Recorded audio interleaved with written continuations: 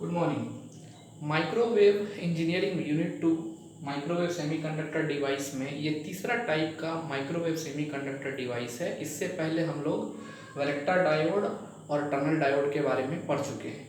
ये हमारा तीसरा जो सेमीकंडक्टर डिवाइस है जिसका नाम है गन डायोड। ठीक है, इसका नाम गन डायोड इसलिए पड़ा क्योंकि एक प्रॉपर्टी पे वर्क करता है जिसको गन इफेक्ट बोलते हैं, जो आगे हम लोग इसमें देखने वाले हैं। तो आइए हम लोग स्टार्ट करते हैं गन डायोड के बारे में। तो सबसे पहले हम लोग इंट्रोडक्शन एज यूजुअल देखते हैं कि गन डायोड है क्या। ठीक है, तो सबसे पहला पॉइंट है कि गन डायोड जो है वो transfer electron device, TED, transfer electron device के कैटेगरी के अंदर आता है। ठीक है, तो ये ट्रांसफर इलेक्ट्रॉन डिवाइस क्या है, इस चीज को हम लोग देखते हैं। तो जैसा कि सेकेंड पॉइंट में हमने लिखा है कि जो हम लोग माइक्रोवेव ट्रांजिस्टर या अदर माइक्रोवेव डिवाइसेस यूज करते हैं उसके मुकाबले ट्रांसफर इलेक्ट्रॉन डिवाइस होता है उसमें थोड़ा अंतर होता है। ये क्या अंतर है इसको मैंने यहाँ पे मेंशन किया है। तो जो अदर माइक्रोवेव डिवाइस, जैसे मान लेते हैं हम अदर माइक्रोवेव डिवाइस में अगर हम बात करें तो हम जस्ट इससे पहले टनल डायोड ही हमने देखा था या वैरेक्टर डायोड देखा था, या बहुत सारे ट्रांजिस्टर होते हैं जो कि हाई फ्रीक्वेंसी पर वर्क करते हैं। उस ट्रांजिस्टर को हम लोग माइक्रोवेव ट्रांजिस्टर बोलते हैं। तो उन सब के मुकाबले ये जो हमारा ट्रांसफर इलेक्ट्रॉन डिवाइस है इसमें क्या डिफरेंस है, इस चीज को हमको देखना है। तो सबसे पहला जो डिफरेंस है कि अगर माइक्रोवेव ट्रांजिस्टर की बात करें तो माइक्रोवेव ट्रांजिस्टर ऑपरेट होता है या तो जंक्शन के ऊपर और नहीं तो गेट के ऊपर। जैसा कि आपने देखा था कि जंक्शन कैपेसिटेंस बनता था वैरेक्टर डायोड में। ठीक है, तो माइक्रोवेव ट्रांजिस्टर हो या अदर माइक्रोवेव कोई भी डिवाइसेस हो वो ऑपरेट होता है या तो जंक्शन से या गेट से। जबकि ट्रांसफर इलेक्ट्रॉन डिवाइस में, अगर ट्रांसफर इलेक्ट्रॉन डिवाइस की और इन दोनों के बीच की डिफरेंस हम बोले तो ट्रांसफर इलेक्ट्रॉन डिवाइस में there is no PN junction और किसी प्रकार का वहाँ ना ही हमारा गेट होता है। किसी प्रकार का कोई जंक्शन नहीं होता, गेट नहीं होता। दूसरा इसका डिफरेंस क्या है कि हम लोग जनरली माइक्रोवेव ट्रांजिस्टर और इस टाइप के डिवाइस को कंस्ट्रक्ट करने के लिए, फैब्रिकेट करने के लिए सिलिकॉन जर्मेनियम का मोस्ट ऑफ केस में यूज करते हैं। ठीक है, जबकि हम ट्रांसफर इलेक्ट्रॉन डिवाइस जिस कैटेगरी के अंदर ये गन डायोड आता है उसको फैब्रिकेट करने के लिए हम गैलियम आर्सेनाइड, इंडियम फॉस्फाइड और कैडमियम टेलोराइड का यूज करते हैं। ठीक है, gallium arsenide, indium phosphide and cadmium telluride का यूज करते हैं हम लोग। ठीक है, नेक्स्ट हमारा है, नेक्स्ट जो है हमारा जो माइक्रोवेव ट्रांजिस्टर है ये हमारा जो है ऑपरेट करता है with warm electron. Warm electron कहने का मतलब कि दो इलेक्ट्रॉन एनर्जी, उस एनर्जी इज ग्रेटर देन, यहाँ पे हमने दिया है ग्रेटर देन। ठीक है, it operate with the warm electron. Warm electron की एनर्जी क्या होती है, ग्रेटर देन होती है thermal energy at room temperature. Thermal energy कितनी होती है, 0.026 इलेक्ट्रॉन वोल्ट हमारी थर्मल एनर्जी होती है। तो कहने का मतलब है कि ये माइक्रोवेव ट्रांजिस्टर किससे ऑपरेट होता है, तो उसके अंदर क्या चार्ज कैरियर होता है, तो उस चार्ज कैरियर का नाम हम लोग देते हैं थर्मल इलेक्ट्रॉन। उस चार्ज कैरियर का नाम हम लोग वार्म इलेक्ट्रॉन देते हैं, जिसका एनर्जी जो होता है वो 0.26 electron volt at room temperature से क्या होता है, ज़्यादा होता है। ठीक है, जबकि हमारा ये ट्रांसफर इलेक्ट्रॉन डिवाइस है इसके अंदर जो चार्ज कैरियर होता है और जो मूवमेंट चार्ज कैरियर का होता है उसके पास क्या, उसको हम लोग हॉट इलेक्ट्रॉन के कारण हम लोग उसके अंदर मूवमेंट कराते हैं। मतलब हॉट इलेक्ट्रॉन और वार्म इलेक्ट्रॉन दोनों में स्लाइटली अंतर है।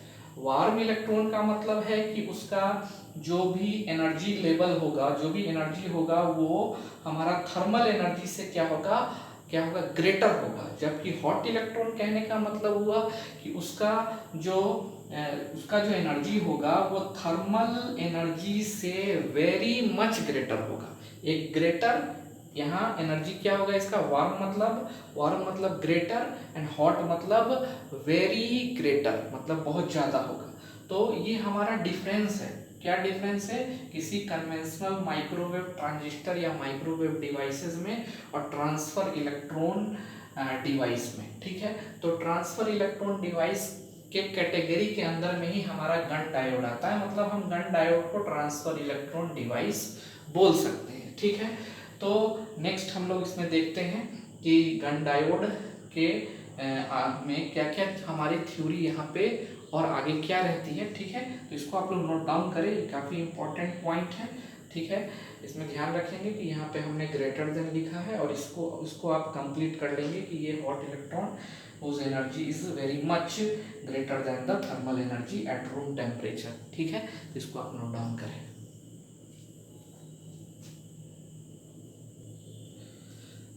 चलिए, तो नेक्स्ट हम लोग इंट्रोडक्शन में ही एक चीज देख लेते हैं जो कि काफी इंपॉर्टेंट है। हमने अभी आपको बताया कि Gunn diode is a type of transferred electron device. Gunn diode हमारा क्या है, ट्रांसफर इलेक्ट्रॉन डिवाइस है। तो ट्रांसफर इलेक्ट्रॉन डिवाइस में क्या उसकी प्रॉपर्टी होती है, उसको ट्रांसफर इलेक्ट्रॉन डिवाइस को सेटिस्फाई करने प्रॉपर्टी को अगर हम देखना चाहें तो हम प्रॉपर्टी उसका देखने के लिए एक मॉडल को हमने सिलेक्ट किया। ये मॉडल दिया गया था रेडली, वाटकिंस और हिल्सन के द्वारा, 3 साइंटिस्ट के द्वारा दिया गया था, इसलिए इसको रेडली, वाटकिंस एंड हिल्सन मॉडल बोलते हैं, ठीक है। ये 1961 में दिया गया था और ये कंडीशन फॉर टीईडी है। मतलब अगर कोई भी हमारा मटेरियल अगर इस मॉडल को सेटिस्फाई करता है तो वो ट्रांसफर्ड इलेक्ट्रॉन डिवाइस के कैटेगरी के अंदर में आता है। मतलब कोई भी अगर मटेरियल अगर इस मॉडल को क्या करता है, सेटिस्फाई करता है, तो हम उसको टीईडी के कैटेगरी में क्या कर सकते हैं, डाल सकते हैं। इसका मतलब है कि गन डायोड भी क्या है, हमारा टीईडी है, ठीक है। हम आगे देखेंगे कि गैलियम आर्सेनाइड के मदद से हम लोग क्या करते हैं, टीईडी मतलब गन डायोड को फैब्रिकेट करते हैं। तो गन डायोड को अगर हम गैलियम आर्सेनाइड के मदद से क्या करते हैं, फैब्रिकेट करेंगे, तो गैलियम आर्सेनाइड क्या हो गया, हमारा एक टीईडी हो गया, ट्रांसफर्ड इलेक्ट्रॉन डिवाइस हो गया। और अगर वो टीईडी है तो इस मॉडल को क्या करेगा, वो सेटिस्फाई करेगा। अब देखते हैं हम लोग इसके मॉडल को, इसका मॉडल हमारा क्या बोलता है। तो थोड़ा सा हम ध्यान देंगे इसके मॉडल पे। सबसे पहले इसके मॉडल में हम देखिए, यहाँ पे ये वैलेंस बैंड है। हम जानते हैं होल हमारा कहाँ होता है, वैलेंस बैंड होता है। ये हमारा कंडक्शन बैंड है, ठीक है। और ये हमारा एनर्जी बैंड है, ये हमारा क्या, एनर्जी गैप, ठीक है। ये जो डायग्राम आप देख रहे हैं वो हम लोग गैलियम आर्सेनाइड का बना रहे हैं। हम लोग गैलियम आर्सेनाइड का ये डायग्राम हम लोग बनाए हैं। ये मॉडल जो लिया गया है वो गैलियम आर्सेनाइड मटेरियल को ध्यान में रखते हुए लिया गया है। तो आप देखें गैलियम आर्सेनाइड मटेरियल का जो एनर्जी का जो गैप होता है कंडक्शन और वैलेंस बैंड के बीच में 1.4 इलेक्ट्रॉन वोल्ट के अप्रॉक्स हमारा होता है, ठीक है। तो अकॉर्डिंग टू दिस मॉडल, इस मॉडल के हिसाब से जब इस पे हमने उसमें जब इन्होंने स्टडी किया तो इन्होंने पाया क्या कि कंडक्शन बैंड के अंदर, इस गैलियम आर्सेनाइड के कंडक्शन बैंड के अंदर 2 एक्स्ट्रा बैंड होते हैं, 2 बैंड होते हैं। एक को लोअर वैली बोला गया, इसका एनर्जी क्या है, EL है, और दूसरे को अपर वैली बोला गया है, जिसको हमने U से यहाँ दिखाया और इसका एनर्जी EU से दिखाया है। E सफिक्स में क्या है, U, ये एनर्जी क्या है, अपर वैली, अपर बैंड का, ये लोअर बैंड का, मतलब लोअर वैली इसका नाम दे दिया गया और इसका नाम, इसका एनर्जी क्या है, EL है। अच्छा, सबसे पहली बात, ये दोनों अपर वैली और लोअर वैली कहाँ होंगे, ये कंडक्शन बैंड में होंगे, सबसे पहला बात, ठीक है। तो पहला बात उन्होंने ये बोला कि इन दोनों के बीच में एनर्जी गैप होगा, कुछ ना कुछ एनर्जी गैप होगा, जो कि यहाँ पे 0.36 इलेक्ट्रॉन वोल्ट लिया गया है, ठीक है। तो उन्होंने ये बोला, इस मॉडल के अंदर में उन्होंने बोला कि लोअर वैली और अपर वैली, ये दो हमारा जो एक एनर्जी स्टेट है जो कि कहाँ पर हमको मिलेगा, कहाँ पे मिलेगा, कंडक्शन बैंड के अंदर ही मिलेगा, ठीक है। अच्छा, इन दोनों के बीच की जो डिफरेंस ऑफ एनर्जी होगी, इन दोनों के बीच की जो डिफरेंस ऑफ एनर्जी जो होगी, ये डिफरेंस ऑफ एनर्जी हमारा क्या होना चाहिए, must be what, greater than the thermal energy. Thermal energy से क्या होना चाहिए, ज़्यादा होना चाहिए। तो सबसे पहला पॉइंट तो हमारा हो गया कि इट हैज़ 2 कंडक्शन वैली, इस कंडक्शन बैंड के अंदर है, इसलिए ये 2 कंडक्शन वैली हो गया। एक को अपर वैली बोला गया, दूसरे को लोअर वैली बोला गया। और इन दोनों के बीच का जो एनर्जी का डिफरेंस होगा वो हमारे थर्मल एनर्जी से क्या होना चाहिए, ज़्यादा होना चाहिए। पहला कंडीशन, ठीक है। दूसरा कंडीशन ये बताया गया कि ये जो हमारा स्टेट है, इस स्टेट में जो भी इलेक्ट्रॉन्स होंगे, मतलब लोअर वैली में जो भी इलेक्ट्रॉन्स होंगे, उन इलेक्ट्रॉन्स का क्या होगा, उन इलेक्ट्रॉन्स का हमारा इफेक्टिव मास, और जो भी इलेक्ट्रॉन्स यहाँ होगा उसका इफेक्टिव मास, दोनों में क्या होगा, अंतर होगा। ठीक है, यहाँ पर इफेक्टिव मास हमारा क्या होगा, यहाँ पर इफेक्टिव मास हमारा क्या होगा, ज्यादा होगा, तो मोबिलिटी क्या होगा, कम होगा। यहाँ पर इफेक्टिव मास कम होगा तो मोबिलिटी क्या होगा, ज्यादा होगा। मतलब इफेक्टिव मास जो टोटल मास है और मोबिलिटी दोनों क्या है, आपस में इनवर्स रिलेशन शो करता है। तो दूसरा हमारा पॉइंट ये हो गया कि there must be a difference between the effective mass and mobility, अगर यहाँ जो इलेक्ट्रॉन होंगे और जो इलेक्ट्रॉन यहाँ होंगे दोनों के बीच में। तो ये दूसरा कंडीशन था जो कि हमने यहाँ पे नहीं लिखा है, ठीक है, इसको आप नोट डाउन करेंगे। तीसरा उन्होंने क्या कंडीशन बताया है, ये जो एनर्जी गैप होगा, ये जो आप एनर्जी गैप देख रहे हैं, ये energy gap must be less than this energy gap. ये एनर्जी का जो गैप आप देख रहे हैं वो मस्ट बी क्या होना चाहिए, कम होना चाहिए, किसके मुकाबले, इसके मुकाबले। तो अगर ये तीन कंडीशन कोई भी मटेरियल तीन कंडीशन को फुलफिल करता है तो हम ये बोल सकते हैं कि वो ट्रांसफर इलेक्ट्रॉन डिवाइस है। और जैसा कि आपको पता होगा कि गैलियम आर्सेनाइड, इसका यूज हम लोग गन डायोड बनाने के लिए करते हैं, और Gunn diode is a type of transferred electron device. तो हम ये कह सकते हैं कि गन डायोड इस मॉडल को क्या करेगा, सेटिस्फाई करेगा। ठीक है, तो तीन इंपॉर्टेंट बात हमने इसके अंदर देख लिया, रेडली, वाटकिन एंड हिल्सम मॉडल। बस हमको यही तीनों बात को क्या करना है, हमको इस तीन बात को ध्यान रखना है। ठीक है, बहुत ज़्यादा डिटेल में हम इसके अंदर नहीं जाएंगे इस मॉडल के अंदर में। ठीक है, तो 1961 में इस चीज़ का स्टडी हुआ, और 1962 और 63 के बीच में इसी मॉडल को रखने के बाद जो ट्रांसफर इलेक्ट्रॉन डिवाइस का जो कैटेगरी है उसके अंदर में उसका एक सब नाम दे दिया गया जिसको गन डायोड हम लोग बोलते हैं। ठीक है, तो नेक्स्ट हम लोग गन डायोड के बारे में देखते हैं। Gunn diode is nothing but it is a transfer electron device. ये ट्रांसफर इलेक्ट्रॉन डिवाइस ही है हमारा। ठीक है, इसको आप नोट डाउन करें। चलिए, तो इंट्रोडक्शन में 2 पॉइंट और हम लोग देख लेते हैं। तो हमने ट्रांसफर इलेक्ट्रॉन डिवाइस के बारे में देख लिया, हमने ये भी देख लिया कि अगर जो मॉडल जो हमने आपको बताया है, अगर वो मॉडल कोई भी मटेरियल अगर सेटिस्फाई करता है तो उस मॉडल अगर को सेटिस्फाई करेगा तो वो ट्रांसफर इलेक्ट्रॉन डिवाइस के कैटेगरी के अंदर आता है। जैसा कि हमारा गैलियम आर्सेनाइड है वो ट्रांसफर इलेक्ट्रॉन डिवाइस के कैटेगरी के अंदर आता है, ट्रांसफर इलेक्ट्रॉन मॉडल को वो शो करता है। ठीक है, तो हम लोग आगे चलते हैं। तो जैसा कि उस एक्सपेरिमेंट के बाद 1962 और 63 में जेबी गन नाम के साइंटिस्ट ने इसका एक फैब्रिकेशन किया गैलियम आर्सेनाइड का। उस गैलियम आर्सेनाइड को फैब्रिकेशन करने के बाद उनके नाम पर ही इसका नाम क्या पड़ा, गन डायोड पड़ा। और ये गन इफेक्ट भी शो करता है जो कि आगे हम लोग देखेंगे। ठीक है, तो देखिए गन डायोड के अंदर में भी निगेटिव रेसिस्टेंस कैरेक्टरिस्टिक होता है। जब हम इसके कैरेक्टरिस्टिक को पढ़ेंगे तो वहाँ पाएंगे कि इसके अंदर भी टनल डायोड के तरह निगेटिव रेसिस्टेंस कैरेक्टरिस्टिक होता है, लेकिन ये negative resistance characteristic tunnel diode से क्या है, डिफरेंट है।